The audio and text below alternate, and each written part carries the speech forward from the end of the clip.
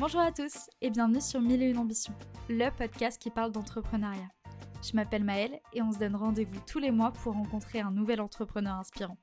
L'occasion pour toi de découvrir le quotidien de solopreneurs et de savoir si l'entrepreneuriat est fait pour toi.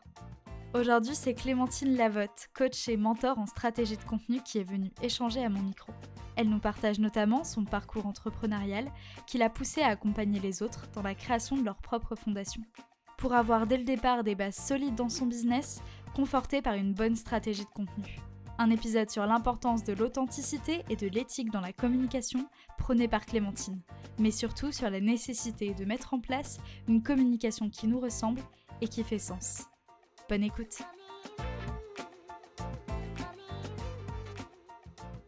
Salut Clémentine, bienvenue sur 1001 ambitions. Salut Maëlle, merci de me recevoir. Mais avec grand plaisir, comment vas-tu ? Écoute, ça va bien, comme un vendredi après-midi, hâte d'être en week-end. Puis on tourne quand même le premier jour de la rentrée, 1er septembre. C'est vrai, on est le 1er septembre, effectivement. Eh bien écoute, est-ce que pour commencer, tu pourrais te présenter aux personnes qui nous écoutent et qui ne te connaissent pas forcément ? La fameuse question. C'est la toute première. Toujours, c'est normal. Comment se présenter ? C'est toujours la bonne question. Donc je m'appelle Clémentine, j'ai 31 ans, c'est depuis son âge, j'ai 31 ans, je suis coach en création de contenu authentique. Qu'est-ce que ça veut dire ? Ça veut dire que j'accompagne les entrepreneurs à créer un contenu pertinent, engageant, qui leur ressemble, dans lequel elles se sentent bien, je vais y arriver, pour trouver des clients, pour vendre avec leur contenu, naturellement, sans avoir besoin d'aller prospecter.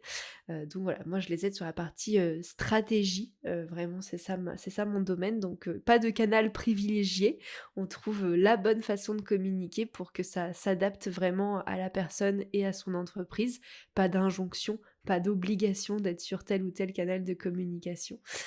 Donc voilà ce que je fais. Sinon, je suis maman chat de 2 très mignonnes boules de poils. J'habite près de Cognac en Charente. Je suis dynamique, joyeuse et fort maladroite. C'est-à-dire que je me cogne très souvent. Disons qu'une fois par semaine, je me dis « j'ai un bleu, qu'est-ce que j'ai fait ?» Aucune idée.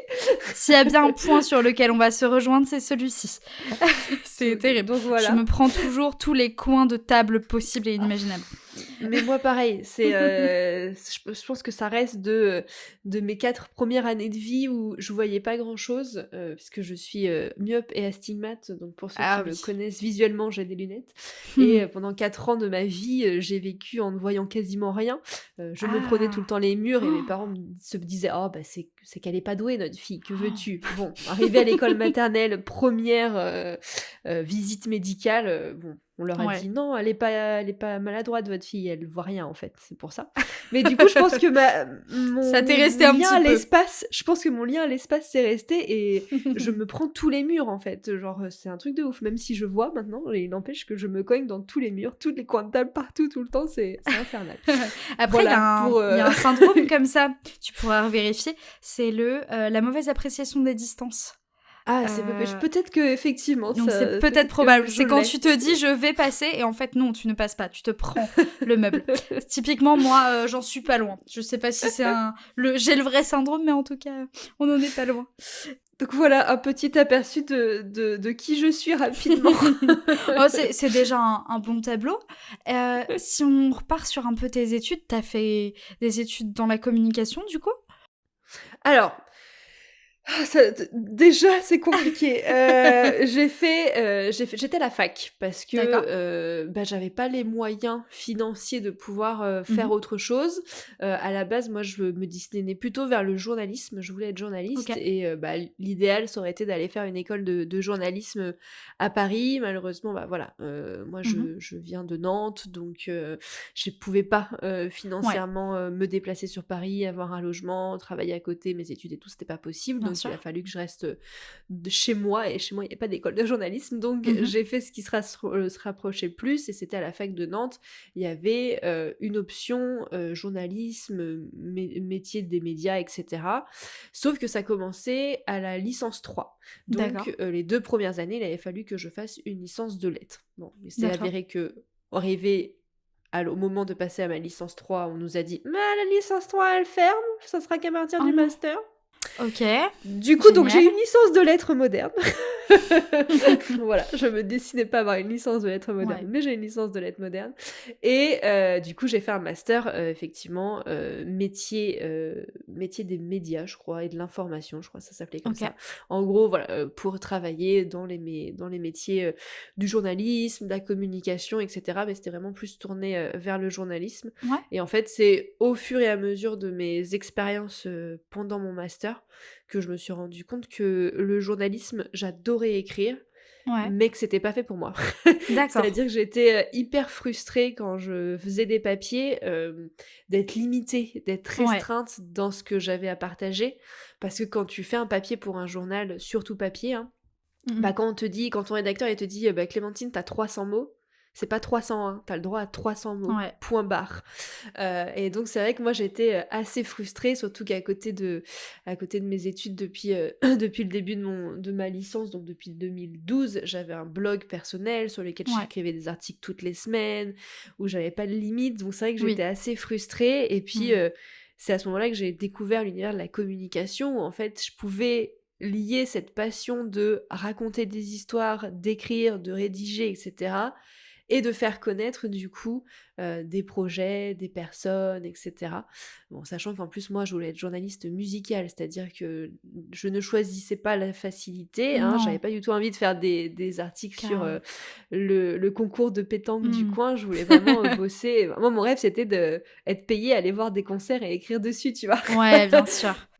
Bon, du coup, voilà, j'ai pris un autre chemin, et à la fin de mes études, du coup, dernière année de master, notre professeur principal nous a dit: «Bah, voilà, le stage de fin d'études que vous allez faire, ça va, diriger votre carrière. Donc si vous voulez plutôt vous tourner vers le journalisme, bah, trouvez un stage dans une rédaction, et cetera. Si vous voulez plutôt aller vers la com, essayez de trouver un stage, en agence, de com, ou Ouais, bien directement sûr. chez l'annonceur».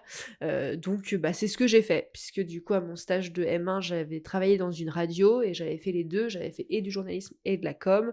Ouais. Même si j'avais adoré l'expérience radio, j'avais kiffé ma partie com. Mmh. Donc je me suis dit: «Bah allez, je vais chercher quelque chose dans la com», Ouais. et donc j'ai fait un stage de 6 mois, dans une start-up sociale, OK. qui a tout déclenché.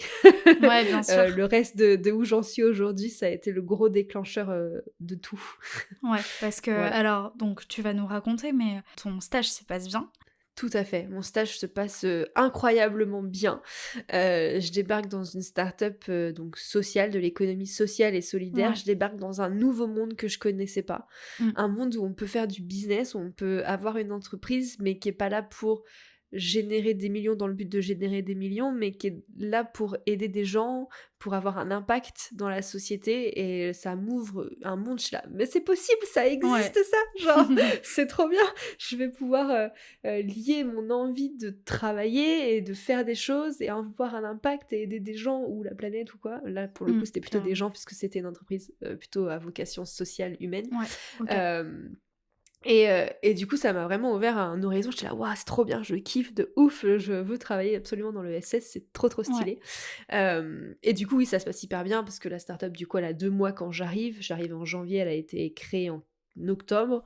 Donc moi, j'arrive à la com, et j'ai tout à faire, en fait. Ouais. J'ai toute la stratégie à créer, tout à mettre en place, tout ce qui va être, relations presse, créer un blog, et cetera. Enfin bref, je Ouais, bien gère sûr. tout, tout, tout, tu vois? Et puis en 6 mois, j'ai réussi à faire des trucs incroyables. J'ai réussi à faire venir, France 2 Télématin, M6 pour le 19:45. Ah, trop Qu'est-ce cool. qu'on a fait d'autre? On a fait un événement, on a participé à la Nantes Digital Week, qui est Ouais, un gros événement carrément. nantais sur le digital. Donc l'entreprise sociale pour laquelle je bossais était sociale et numérique, puisque c'était une plateforme de financement participatif.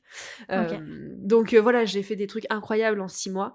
Et à la fin de ces 6 mois, ils m'ont dit, bah voilà Clémentine, on kiffe bosser avec toi, ça se passe trop bien. Voilà, on était tous les trois, on était une vraie équipe, Ouais, voilà. bien sûr. Et ils m'ont dit: «On veut bosser avec toi, on veut continuer après tes 6 mois de stage là, mais bah, la startup elle a 8 mois donc bah, en fait, on peut pas t'embaucher, ni en Ouais, CDD, ni en CDI, bien sûr. c'est trop, c'est trop de C'est charges. trop tôt pour Le eux. seul moyen qu'on ait, ça serait que tu te mettes en freelance pour quand même qu'on puisse te rémunérer de manière légale».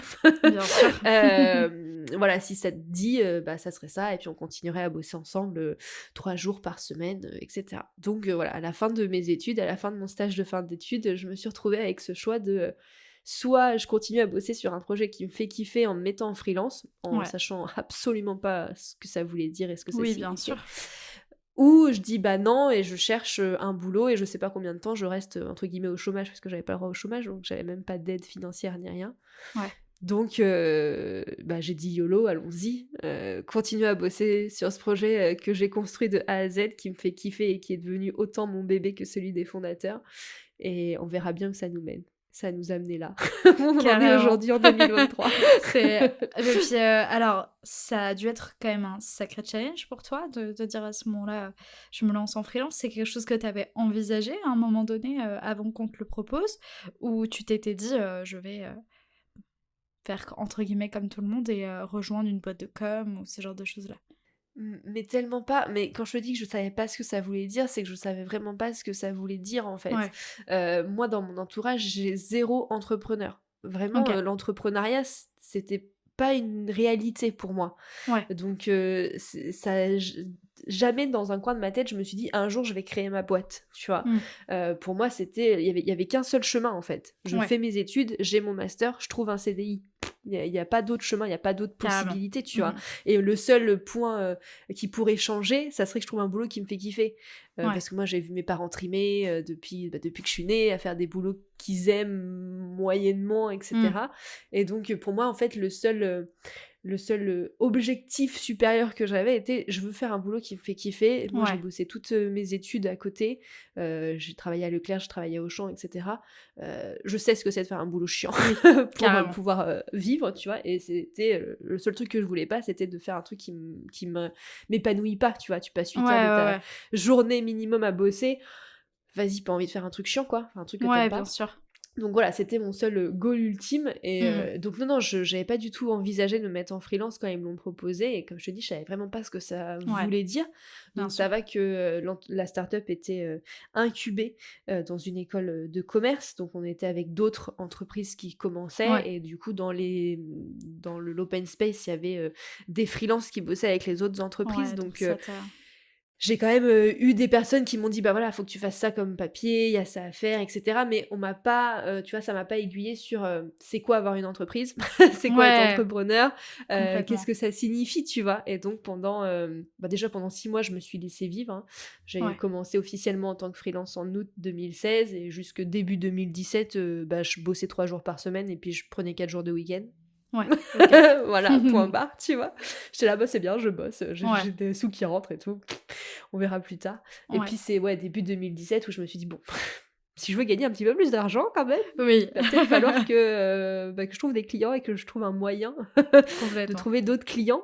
Parce que, bah, les gens ils me connaissent pas et puis ils vont pas tomber Bien du ciel, sûr, en fait, donc c'est sûr. mais non, sinon, c'était pas Quelque chose du que tout tu avais quelque chose que envisagé, ouais. j'envisageais. Non, pas du tout.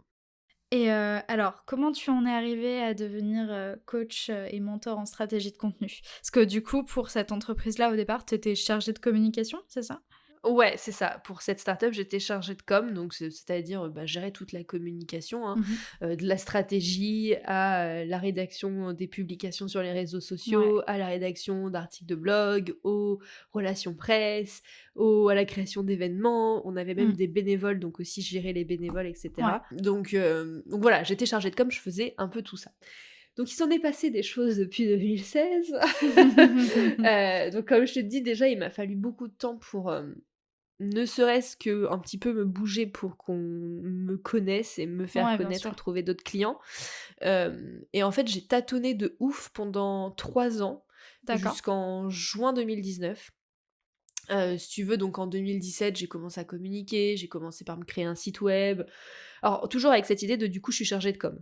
Chargée Ouais, de com OK. pour les entreprises de l'économie sociale et solidaire, donc à gérer la strat, les réseaux sociaux, Mmh. la relation presse, bla bla bla. Donc j'ai fait un site avec cette idée-là, j'ai passé des mois sur ce site pour pas grand-chose, parce que du coup, bah, vu que j'avais pas posé mes fondations, bah, de mon business, bah, du Mmh. coup, 3 mois après qu'il soit mis en ligne, il était plus viable puisque Ouais. au fur et à mesure, j'étais là: ouais, faire des événements, je sais faire, mais en fait, ça me saoule. Ouais, les relations presse, je sais faire et je suis douée, mais ça me saoule aussi. Ouais. Moi, en fait, ce que je veux, c'est rédiger et faire de la strat. Mmh. Donc au fur et à mesure, j'ai enlevé des choses. Et puis, bah, du coup, jusqu'en 2019, j'ai surtout fonctionné, alors je faisais de la com, hein, c'est mon Ouais. métier, donc je communiquais, c'était facile pour moi, en communiquant mal, puisque, bah, encore Mmh. une fois, j'avais pas posé du tout Bien de sûr, fondation pour mon business, donc en fait, je savais pas où j'allais, je savais pas ce que je faisais, je savais pas avec qui je voulais le faire, donc en fait, je communiquais, pour pas dire grand-chose. c'est ça. En tout cas, rien de très concret, de très pertinent. Et donc je travaillais surtout grâce au réseau que j'avais, grâce au bouche à oreille et Mmh. cetera. Mais c'était enfin voilà, je faisais pas non plus des 100 et des 1000, hein, donc j'avais quelques contrats. Fin 2018, j'ai bien travaillé, j'avais plusieurs contrats en même Ouais. temps, j'avais fait de bons chiffres d'affaires et j'ai commencé un contrat de 6 mois avec une start-up sociale, D'accord. qui, me prenait beaucoup de temps. C'était pareil, c'était 3 jours par semaine sur place et cetera, donc beaucoup de temps, beaucoup d'énergie et en fait, pendant ces 6 mois, j'ai pas tant prospecté que ça, j'ai pas trop cherché à trouver des clients et bah, à la fin de ces 6 mois, ça s'est terminé, hein, il Oui, bien y a sûr. pas eu de suite, et je me suis retrouvée début 2019, sans rien. OK. Pas de clients, pas de prospects, pas Ouais. vraiment d'idée de ce que je faisais avec mon business. Pas de business en fait, pour être plus clair, là Mmh. c'était plutôt je tâtonnais, j'avais un métier mais j'avais pas Ouais. d'entreprise quoi. Et ça a été une grosse traversée du désert. C'est-à-dire que pendant 6 mois, de février, bon un peu moins de 6 mois, mais de février à juin, enfin juin, j'ai commencé à me poser des questions et du coup ça s'est vraiment remis qu'à partir de Ouais. septembre, donc si quand même, bien 6 mois. Mmh. J'ai quasiment pas fait de chiffre d'affaires. J'ai dû faire, OK. 400 balles. OK. Bon, c'est pas ouf. Non. Non, c'est pas ouf du tout. Donc heureusement que fin 2018, j'avais bien travaillé, que j'avais fait des bons chiffres d'affaires, du coup j'avais une bonne trésor. Donc Ouais. ça va, j'ai pu, survivre. Mmh. Voilà, je piochais dans mes économies et cetera, mais bah, au bout d'un moment les économies, il y en a Bah, plus. disparaissent, ouais. C'est ça. Et donc je me suis retrouvée, je sais pas, ça devait être début mai, à me dire: «Bah, là j'ai un mois de trésor à tirer à peu près Ouais. et après ça va être vraiment compliqué. Qu'est-ce que je fais? Est-ce que je continue? Je trouve une solution pour continuer parce que j'aime ça ou alors j'abandonne et je vais retrouver un CDI dans la Ouais. com, quoi?» Mmh mh. Donc ce que j'ai fait, c'est qu'au lieu de tout de suite dire, de prendre une décision, je me suis dit: «Bon, ce que je vais commencer par faire, c'est essayer de retrouver un souffle financier». Ouais. Donc j'ai commencé par me dire: «OK, je vais réenclencher l'intérim». J'avais déjà bossé, voilà tout moi je bosse depuis Mmh. mes 18 ans donc j'ai déjà fait pas mal d'intérim Ouais. avec une boîte d'intérim sur Nantes, ils me connaissaient bien. Du coup, je me suis réinscrite en leur disant: «Voilà, moi, ce que j'aimerais principalement, c'est un mi-temps et pas sur le long terme, quoi». Ouais. Et le destin, la vie, ma bonne étoile, ce que tu veux. 3 jours plus tard, cette boîte d'intérim m'appelait pour me proposer un contrat de 2 mois et demi, 3 jours par semaine. Donc OK. parfait, j'ai dit: «OK, go, Mmh. je prends Carrément. ça, je bosse 3 jours par semaine en intérim». En plus, c'était un intérim hyper tranquille, c'est-à-dire que même sur l'intérim, je saurais pas trop le dire, mais même sur l'intérim, j'avais le temps de bosser pour moi Ouais. sur ma boîte. Donc voilà, donc j'ai fait ça pendant, 2-3 Pendant 2 mois, mois, ouais. j'ai pour, voilà, ressortir un peu la tête de l'eau, reprendre Mmh. l'intérim, me poser des questions, savoir ce que je voulais faire et cetera Ouais, carrément. et puis voilà, j'avais pas envie d'abandonner, j'aimais trop ça, même si je savais pas trop ce que je faisais, si j'avais pas vraiment de fondation de business et cetera. Oui. J'aimais trop être à mon compte, j'aimais trop pouvoir bosser sur des projets qui me faisaient vibrer, pouvoir avoir un impact sur la communication que je faisais avec les entreprises, Ouais. enfin tu vois, avoir un Mmh. rôle à jouer quoi. Carrément. Donc je me suis dit: «Non, c'est mort, j'aime trop ça. Ouais, je le Mais par garde. contre, là, je sais pas ce que je fais. Et j'ai pas de fondation business, je suis pas du tout solide sur mes appuis. Encore une fois, je suis pas d'entreprise, donc j'ai besoin d'aide. Donc j'ai appelé à la rescousse une personne avec qui, j'avais déjà travaillé, du coup avec la start-up sociale avec Ouais, laquelle j'ai commencé. Là, elle avait bossé avec nous et elle, à OK. côté, elle aidait à cette époque-là, parce que maintenant elle fait plus ça, mais à cette époque, elle aidait, justement les freelances à se lancer et à OK. solidifier tout ça. Donc je l'ai appelée un petit peu, À la bon, voilà, au rescousse? secours, help, c'est ça, la rescousse, en lui disant: «Bah, voilà, ça c'est ma trésor, il me reste ça. Qu'est-ce qu'on peut faire, avec ce budget-là pour que tu m'aides Mmh. à faire quelque chose?» Ouais. Donc on en a fait, une journée, enfin 2 demi-matinées, 2 demi-journées de coaching ensemble où on a revu toutes mes bases. Ouais. Ça a été douloureux, on va pas se mentir, ça a pas été une partie de plaisir, il y a eu des pleurs, Ouais. mais sans elle, j'en serais pas là aujourd'hui, en Ouais, fait, c'était nécessaire pour que tu parce puisses, que c'était nécessaire, tout à fait. Et puis elle a eu cette phrase qui a tout changé pour moi.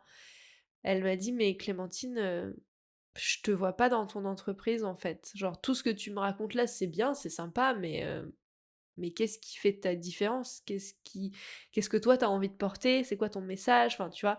Elle ouais. m'a dit: moi je te connais Clémentine, en vrai ça faisait, je sais pas, 2-3 ans qu'on se connaissait». Ouais, bien sûr. Elle m'a dit: «Mais, je te retrouve pas là dans ton entreprise, il y a pas ton âme», tu Mmh. vois? Ah ça a pas été plaisant, Non, mais c'était certainement quelque chose que tu avais besoin d'entendre pour justement mais poser ces c'était bases-là nécessaire et et cetera. Exactement, pardon. C'était nécessaire pour l'entendre, pour le comprendre et pour l'assumer surtout. ouais. Parce que, ma vision de la communication, elle est très ancrée en moi depuis longtemps. Une communication du coup éthique, authentique, où on dit les choses, où on n'essaye pas de vendre du rêve pour vendre du rêve, et cetera. Mais je l'avais jamais assumé pleinement et je Ouais. l'avais jamais vraiment mis en avant. Et donc qu'elle me dise ça, bah, voilà, ça fait le déclic, ça a été de: «Bah oui, en fait, c'est ça ma différence, c'est ça qu'il faut que j'assume et c'est mon message et c'est ce que je veux faire passer et je veux prouver qu'en communiquant éthiquement, authentiquement, bah, on peut quand même avoir des résultats, on peut quand même avoir un business et que t'es pas obligé d'être un requin pour faire des sous, quoi. Et Ouais. que tu pas obligé de mitonner et de vendre du rêve à tout va pour avoir un business qui roule. Mmh. Donc voilà, ça a été vraiment le gros déclic et encore une fois, je le dis, je le répète, sans cette personne, je te parlerai pas aujourd'hui parce que j'aurais mis la clé Ouais. sous la porte, il y a bien longtemps. Donc voilà, on fait ces coachings en juin. Et on enclenche plein de choses, pour arriver, bah, à ce truc de coaching. Alors ça a pris du temps encore, hein, parce qu'il a fallu Oui, bien assumer sûr. aussi ce côté, je veux coacher, mentorer des personnes et pas faire à la place parce qu'en Mmh. 2019, je faisais à la place d'eux Bien encore. sûr. Je faisais la stratégie, je faisais la rédaction web, donc réseaux sociaux et articles de blog. Déjà, tu vois, on avait diminué, hein.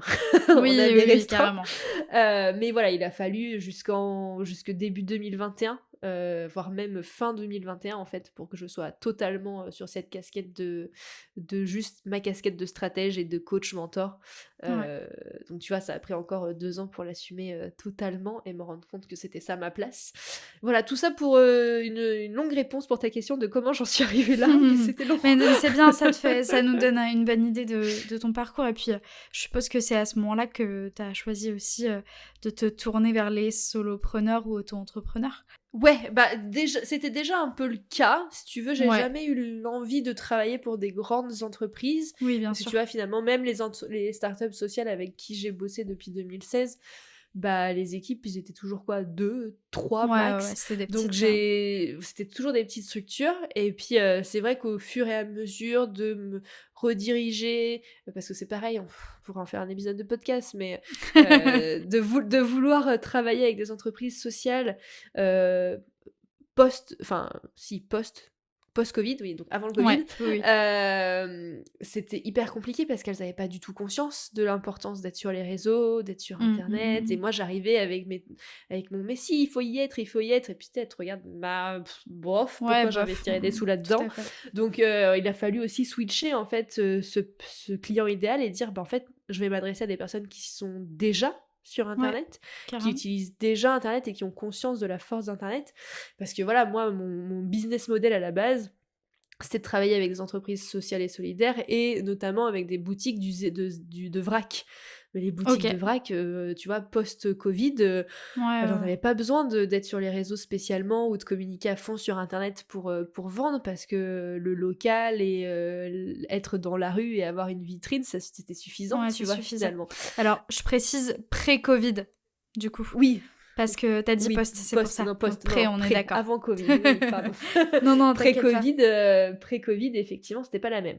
Ouais. Donc voilà, j'ai fait ce switch. Moi, j'ai fait ce switch juste avant Covid, genre 3 mois avant Covid.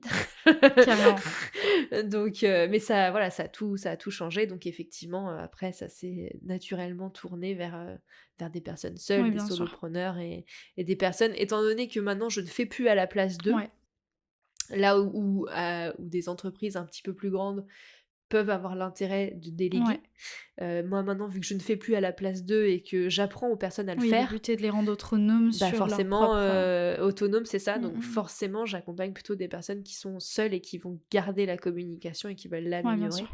Puisque bah, c'est pas les mêmes objectifs quand tu as Évidemment. une entreprise et que t'es... Enfin, quand t'as une entreprise, quand t'as une équipe plutôt, Mm, et que t'es 2-3 déjà à pouvoir... du coup, tu peux te dire, je peux déléguer la Ouais, com, quoi. carrément. Bon, et alors, si on rentre dans le vif du sujet, par quels moyens on développe une communication authentique d'après Clémentine Levotte? Gros sujet Ouais. encore. Cet épisode, il va faire 3 Mais heures. non. Bon, on va essayer de faire vite. Je vais essayer d'être concise. Oui, je te demande pas de rentrer dans tous les détails, mais voilà. C'est quoi pour toi? Allez, on réduit la question. C'est quoi pour toi les 3 gros essentiels pour avoir une communication authentique? Bien, on va pouvoir réduire effectivement la question et ma réponse surtout. Déjà pour moi, l'essentiel de l'essentiel, c'est vraiment d'avoir des fondations de business qui sont Carrément. solides parce que la communication, elle vient soutenir ton business. Elle est pas là pour rattraper ce qui ne va pas, en fait. Si ça va pas, ta communication, elle sauvera pas les meubles, quoi. C'est pas possible. Donc, on pose ses bases. Carrément. C'est-à-dire, qu'est-ce qu'on veut pour son entreprise, son positionnement, à qui on s'adresse, qu'est-ce qu'on vend. Parce que ça aussi, voilà, j'ai eu plein de personnes qui viennent me voir en mode « Bah, j'arrive pas à vendre !»« Bah, tu vends quoi ?»« Bah, je sais pas. » Ah. Ouais, ça pose un léger problème. Du coup, CQFD, quoi. Voilà. Donc déjà, on pose les bases de son entreprise. Et ensuite, pour avoir une communication qui est vraiment authentique et qui nous ressemble, bah, c'est de revenir à soi. Ça peut paraître très bête dit comme ça. Non, pas du tout. Mais on est tellement baigné par les injonctions et par les il faut que, il faut que tu sois sur Instagram, il faut que tu sois sur LinkedIn, il faut que tu postes 10 fois par semaine, il faut que tu fasses cette tendance, au secours. on s'oublie, Ouais. on s'oublie tellement vite. Et moi, je le vois beaucoup avec mes clientes. Hein. J'ai plein de clientes qui arrivent avant même qu'on commence à travailler de « Ah, je viens de voir parce qu'il faut que je... » Oui, non, mais bien sûr que non. Canal de communication au choix. Mais Ouais. et tu sais, bah pourquoi ? Bah t'es sûre ? Mais t'as vraiment envie ? Et puis on creuse, et puis souvent c'est non. Ouais, bien sûr. Des fois c'est oui, mais souvent c'est non. Donc revenir à soi et de se dire, bah qu'est-ce que moi je veux ? Qu'est-ce que j'ai envie de faire ? Comment j'ai envie de communiquer ? Tu vois, déjà de se dire, bah avec quoi je suis à l'aise pour communiquer ? Est-ce que j'ai envie de communiquer à l'écrit, à l'oral, en vidéo ? Par quels moyens ? Enfin, tu vois, vraiment revenir à ce qu'on veut soi et arrêter d'écouter le bruit ambiant, se mettre dans sa bulle, se mettre des œillères, et fermer ses oreilles, se mettre des bouchons d'oreilles, enfin bref, vous faites comme vous voulez, mais revenir à soi et de se dire qu'est-ce que moi je veux ? Comment j'ai envie moi de communiquer, quel message j'ai envie de faire passer, etc. Donc ça pour moi c'est la première étape. Deuxième du coup, fondation, revenir à ce qu'on veut vraiment, et ensuite, bah après si on veut des résultats, avoir une stratégie de communication parce que bah, c'est bien de poster sur les réseaux sociaux, mais si tu postes sur les réseaux sociaux sans savoir comment, pourquoi, etc., bah en fait c'est juste du temps et de l'énergie de perdu, des ressources utilisées pour rien, parce que mine de rien, poster sur les réseaux sociaux ou autres canaux de communication sur internet, ça demande des ressources énergétiques, c'est impressionnant. Ça demande des ressources en temps pour toi aussi, et du coup je trouve que c'est gâcher des ressources épuisables qui ne sont souvent pas renouvelables que de poster dans le vide, et de poster pour rien dire, en tout cas si ça t'apporte pas de résultats, pour des choses qui sont pas pertinentes. C'est ça. Moi je m'adresse à des entrepreneurs qui ont envie d'utiliser leur contenu pour trouver des clients et développer leur business, donc je pars du principe que tu postes pas pour rien et que tu postes parce que tu as envie d'avoir des résultats. Si c'est juste ça vous fait kiffer, etc., ok, soit, mais c'est pas du coup à vous que je m'adresse. Oui, c'est ça. Dans ces cas-là, faites-vous plaisir, tu vois. Mais si l'objectif c'est... L'idée c'est vraiment que de le transmettre le bon message ça va attirer en face les bons clients, c'est ça? Exactement, exactement. Et en fait, de savoir, voilà, c'est quoi les Mmh. objectifs, comment on le fait, et cetera. Donc avoir une stratégie de contenu pour que, quand tu postes, 99%, après les flops, arrivent, Ouais. hein, mais que 99% tes posts et tes contenus t'apportent ce que tu veux, t'apportent les résultats attendus. Si jamais tu pas les résultats, au moins tu sauras tu sauras ajuster, Ouais, tu sauras différentes, changer. Mais carrément. voilà. On pose ses bases de son business, parce que sans business, ça sert à rien de communiquer. Je l'ai fait pendant 3 ans, I know. J'ai gâché beaucoup d'énergie, beaucoup de temps et beaucoup de Ouais, ressources énergétiques pour rien. Après, on se demande ce qu'on veut vraiment soi, comment on a envie de communiquer, qu'est-ce qui fait sens pour nous, et ensuite on pose sa stratégie de contenu pour avoir des résultats et pour avoir des choses concrètes et poster en conscience ouais, aussi. carrément. Et alors pour diffuser ta vision, on va dire, de la stratégie de contenu dont tu viens de nous parler, tu publies beaucoup sur Instagram, mais aussi, tu as un podcast qui s'appelle, Comme toi. Tout à fait. Pourquoi, avoir choisi, le médium du podcast alors? Ça fait un petit moment, que je me tâtais, Ouais. podcast, pas podcast, parce que j'avais envie de, pour le coup, faire entendre ma voix de manière assez Ouais, littérale. Et je savais pas trop comment le faire. Moi, je suis pas du tout, vidéo, OK. dans le sens où, la flemme de m'installer, d'avoir une, tu vois, de chercher le bon Ouais. angle, le bon machin et tout. Et puis maintenant sur YouTube en 2023, si t'as pas un truc carré et propre, C'est compliqué, ouais. ta vidéo elle sera pas vue, tu vois, donc ça sert à rien. Donc moi ça m'amuse pas, ça me plaît pas, c'est pas ma manière Mmh. de communiquer et c'est OK, je le Ouais, sais, tu vois. Donc je sais que c'est pas un média, que je vais utiliser, sauf si un jour j'ai une équipe et que du coup j'ai quelqu'un qui me dit: «OK, bien sûr. voilà, je veux dire ça, dis-moi comment on fait en Mmh. vidéo».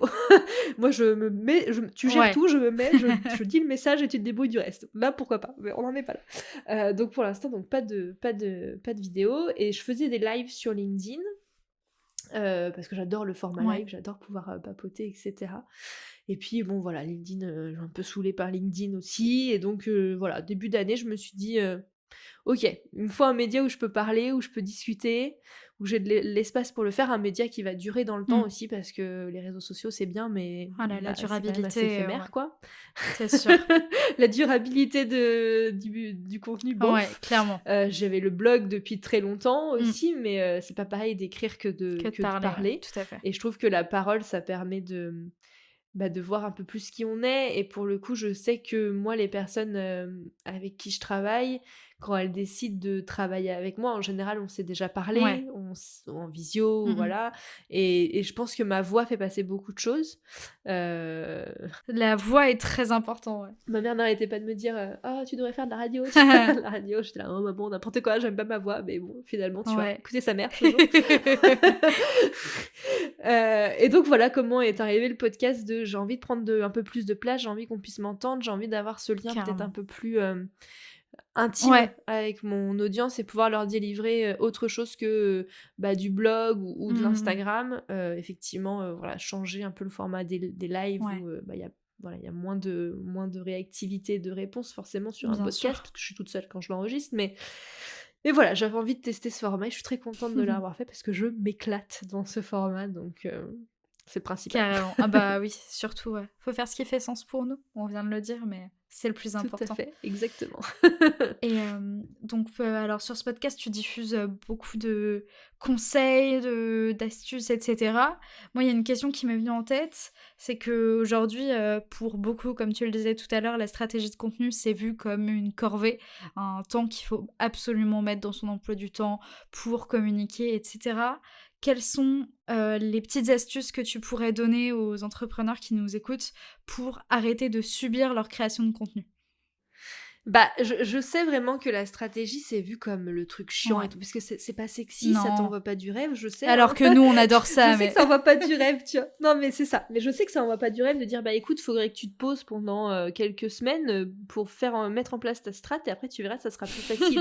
Les gens, ils vont dire: «Bah, ouais, mais en fait, moi, je préfère le truc rapide et pour gagner plein d'abonnés vite».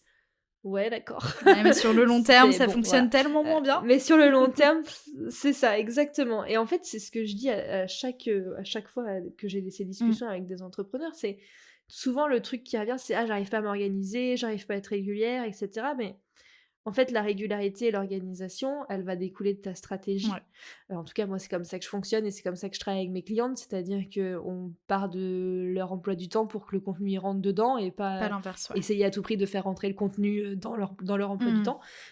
Mais du coup, ça arrive après qu'on ait posé la strate, Ouais, après qu'elles savent quoi dire. Et en fait, le fait de savoir quoi raconter, comment le raconter, pourquoi, à qui, ben, en fait, ça te fait gagner un temps, monstre. une charge mentale monstrueuse. Et donc, du coup, tout est beaucoup plus Ouais, facile, tout est beaucoup plus fluide après.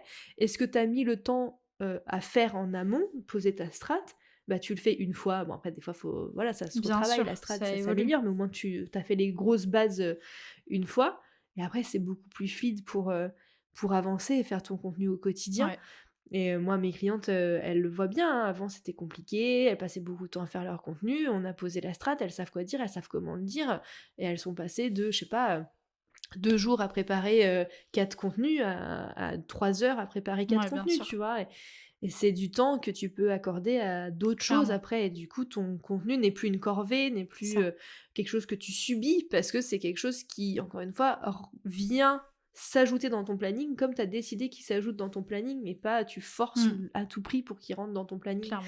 Moi, si ma cliente, elle me dit, bah, j'ai 2 heures par semaine à accorder à mon contenu, ok, bah on fait en fonction de ces 2 heures. Qu'est-ce que tu peux faire en Mmh, 2 heures? Quel contenu tu peux faire en 2 clairement. heures? C'est sûr qu'elle en fera peut-être moins qu'une personne qui me dit j'ai 6 heures, mais c'est ok, Ouais, c'est pas ouais. grave, tu vois. Vaut mieux faire comme ça que de vouloir à tout prix se dire ah là, il faut absolument que je poste tous les jours sur Insta, que je fasse un podcast, que j'ai une newsletter, etc. Et Mmh, puis de mmh se mh. dire oh là là, mais ça me prend 2 jours Ouais, et clairement, demi et je travaille tout plus. à fait. Non, C'est moi absolument pas le je but. suis pas, c'est absolument pas le but. Et ça, c'est un truc que mes clientes pourraient le dire, sur lequel je râle beaucoup. Je suis pas quelqu'un qui râle, mais pour le coup, ça, vraiment, je les dispute quand elles me disent ça de oh bah Clémentine, j'avais prévu une session de taf et puis bah finalement j'ai passé ma session de taf à faire du contenu. Bah non en fait. Bah oui, non, Non, non, ça c'est pas c'est pas le possible but, en fait. ouais. Tu pas créatrice de contenu en fait, tu es chef d'entreprise, Mmh tu as mh. un métier, tu as des clients. Si tu veux ton contenu est là pour t'aider à développer ton Oui et activité. pas Si tu l'inverse. passes toutes tes journées à faire du contenu, Bah, il y a plus bah, d'activité c'est derrière. non, ça ne marche pas. Il y a plus d'activité donc ça c'est le non, non, c'est le gros no go. Ouais, Quand j'entends ça, c'est OK, stop. ouais. On revoit l'organisation et Mmh. cetera. Mais cette organisation, elle vient après la stratégie vraiment, on revoit pas, ce qu'on dit, comment elles le disent et cetera. Là, ça va être juste de l'orga et de OK, peut-être que, les gros blocs de temps, c'est pas pour toi, on Ouais, va ouais, ouais, diminuer, on va carrément. voilà, on va trouver d'autres façons de faire, mais donc Et voilà. c'est, dans cette continuité-là que tu as construit ton accompagnement, on va dire principal, qui s'appelle Morphose, qui est un accompagnement de groupe, pour lequel tu as fait une, Tout à grosse fait. refonte d'ailleurs, dernièrement, dont tu vas pouvoir nous parler? Ah, qui est pas encore Pas faite, qui encore est faite, qui en est en cours de cours. préparation. Ça sera la refonte de Morphose, sera effective, début janvier, D'accord, autant 2024, pour du coup moi. pour la prochaine promotion. Donc dans quelques Mais mois. oui, l'idée c'est de vraiment, c'est ça, de vraiment, refocus. À la base, Morphose, on faisait un peu Mmh. tout, enfin on faisait un peu tout. On faisait les 3 points que Ouais, j'ai abordés tout bien à sûr. l'heure, donc les bases du business, ce qu'on veut faire revenir à soi et sa stratégie de Mmh. contenu. Et donc là, j'ai décidé de recentrer Morphose vraiment que sur la stratégie de D'accord. contenu, pour qu'on soit vraiment focus sur, OK, qu'est-ce qu'on dit, comment, à quelle personne, à quel moment, etc. Mmh. Comment on vend, Carrément. comment on parle de ses offres, comment on s'organise pour que ce soit pas un poids Ouais, supplémentaire. Parce que c'est vraiment ça mon focus avec Morphose, c'est vraiment que les personnes, elles puissent attirer les bonnes personnes, enfin, leurs clients idéaux, avec leur contenu et qu'elles puissent vendre ouais. naturellement sans avoir besoin d'aller prospecter à froid, etc.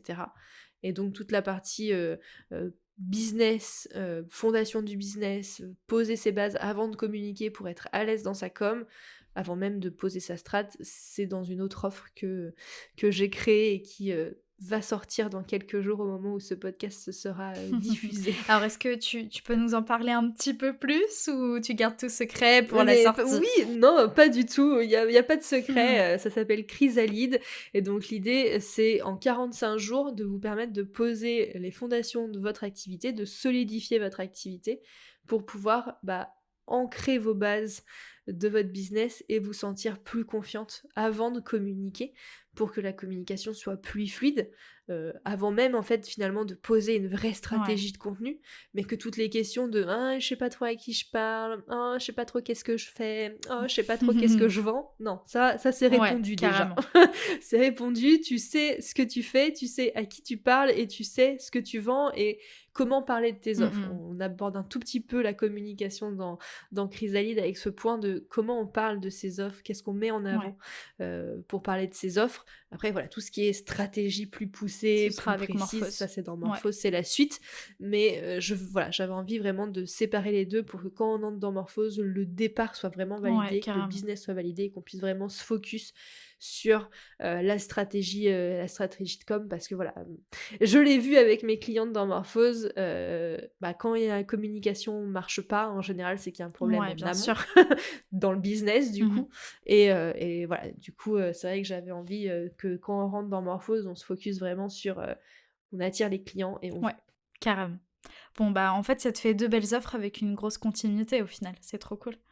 Exactement, et pour les personnes qui aiment pas être soit en groupe, soit un petit peu solo, parce que du coup Chrysalide c'est du semi-autonome, c'est-à-dire qu'il y a quand même un Discord pour échanger, il y a quand même possibilité si tu finis la formation dans les 45 jours de gagner une session de coaching individuel avec moi, mais c'est quand même semi-autonome, et Morphose c'est du groupe en ligne aussi, donc voilà, pour ceux qui ont envie d'être plus accompagnés en one-to-one, il y a le one-to-one qui reprend un petit peu en fait les deux offres, puisqu'on va faire là c'est vraiment adapté à 100%, personnalisé donc, complètement selon les besoins, voilà. Et alors quels sont, on va dire, si tu reprends ton parcours en globalité, les difficultés que tu as pu rencontrer et pour lesquelles tu voudrais donner des conseils aux entrepreneurs qui nous écoutent?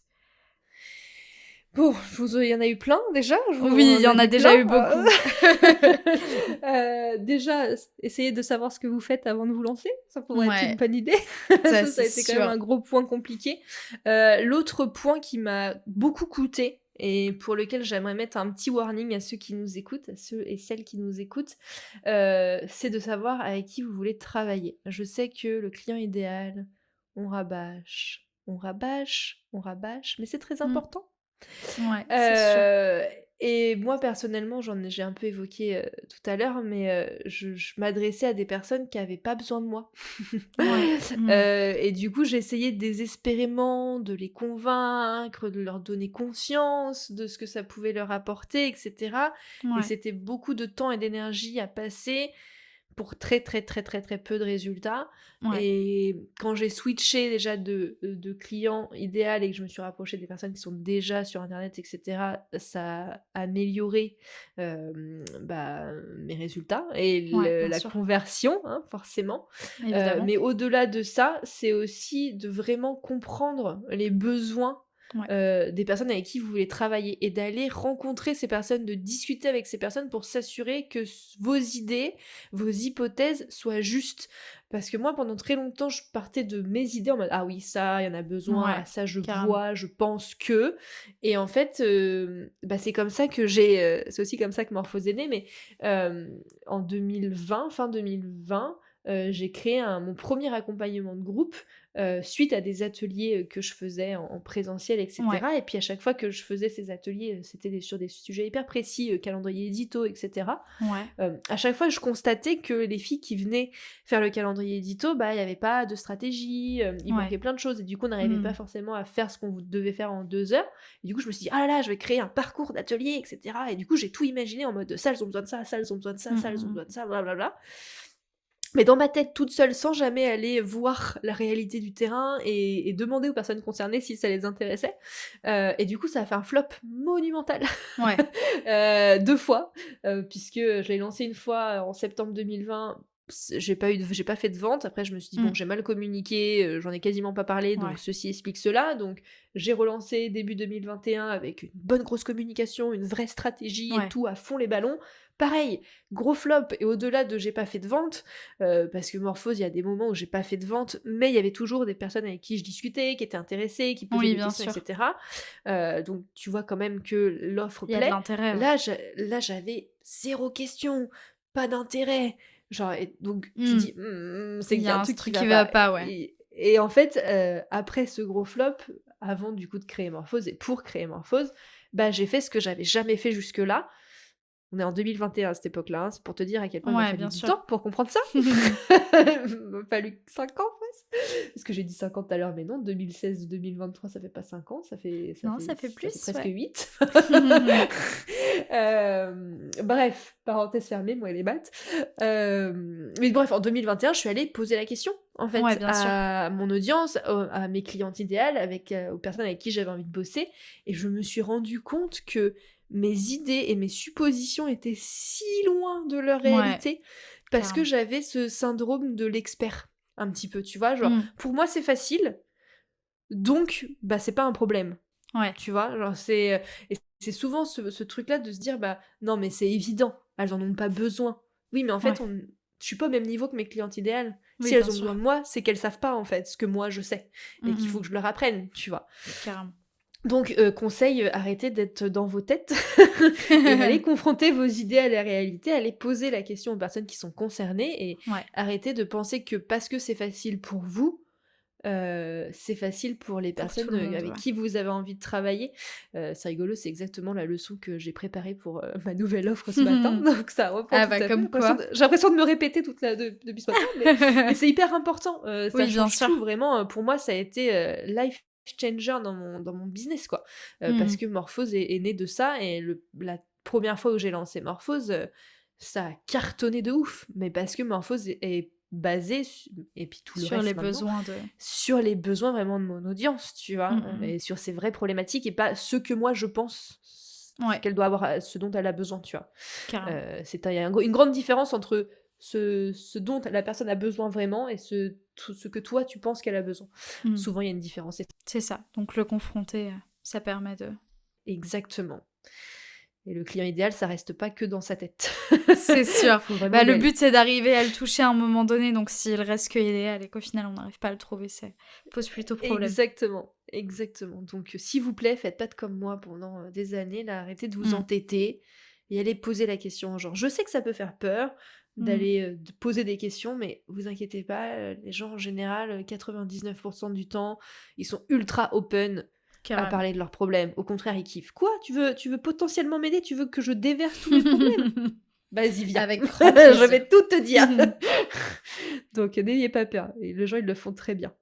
J'ai C'est plein de clair. clientes qui avaient peur et enfin, En voilà, fait, ouais, ça qui se ont passe qui ont toujours des très bien en général. résultats et qui, enfin, tu vois, qui me disaient: «Non, mais je vais pas faire un questionnaire, je vais pas avoir de réponse», qui fait quand même le questionnaire, qui suit mes conseils, qui me dit: «Ah bah, j'ai eu 18 réponses en 1 journée et demie», bah, tu vois? Bah oui, ouais, carrément.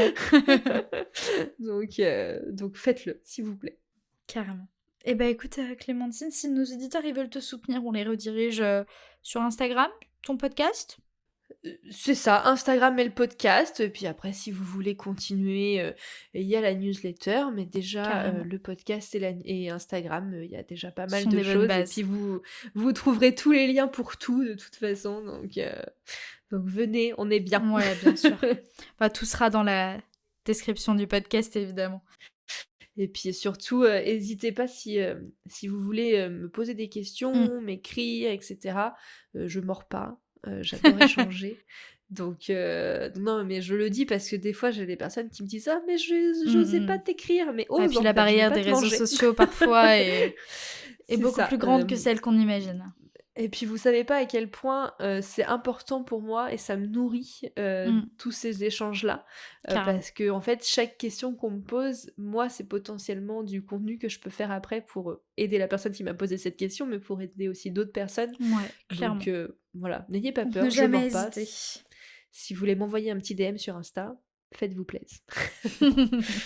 Et puis bah écoute, bah, pour terminer, moi je vais te demander 2 dernières choses.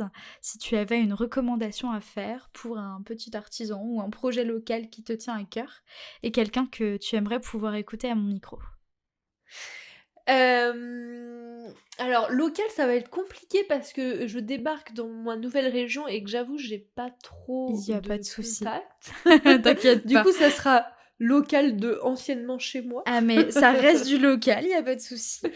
Heu, un artisan et je pense qu'il pourrait être intéressant de l'écouter et puis peut-être que ça changerait pour toi. Ça serait alors je sais pas si elle accepterait après, parce qu'elle aime pas Oui, trop on se mettre verra. en avant, mais bon écoute, je lance la perche, tu C'est verras bien si ça. elle la prend. Anna, qui est une teinturière de laine à la main, OK, qui a sa boutique qui s'appelle, Le Bruit des Aiguilles, avec qui je travaille, qui est une de mes clientes, qui d'accord. fait des trucs absolument, géniaux. Je tricote pas, mais à chaque fois que je travaille avec elle pour préparer son Ouais. calendrier édito, je suis là: «Ah, je faudrait que je lui mette, elles sont trop belles, Célène». Donc je pense que ça pourrait être intéressant qu'elle te partage son parcours de, bah, tu vois, de création, Mmh, de carrément. d'une boutique en ligne et de création de ses produits, à la main et cetera. Je pense que ça pourrait être intéressant d'avoir son parcours. Ouais, bien sûr. Est-ce que tu as une autre petite reco pour moi?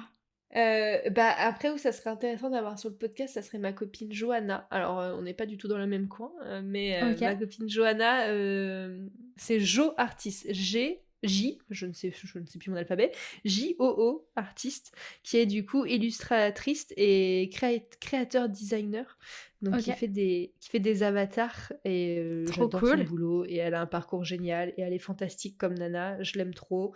Voilà, Johanna, si tu écoutes ce podcast, je te fais un gros bisou.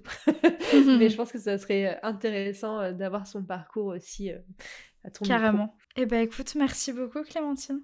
Mais avec plaisir, merci Maëlle de m'avoir accueillie. J'étais très contente de pouvoir échanger avec toi et vous Avec grand partager à plaisir. toutes et à tous mon parcours un peu chaotique et laborieux, mais écoutez, on y arrive. Oui, et puis je pense que tu vois, c'est ponctué de belles petites leçons qui pourront être très très intéressantes à découvrir pour nos auditeurs. Donc merci d'avoir pris le temps de nous partager tout ça. Avec plaisir, merci encore.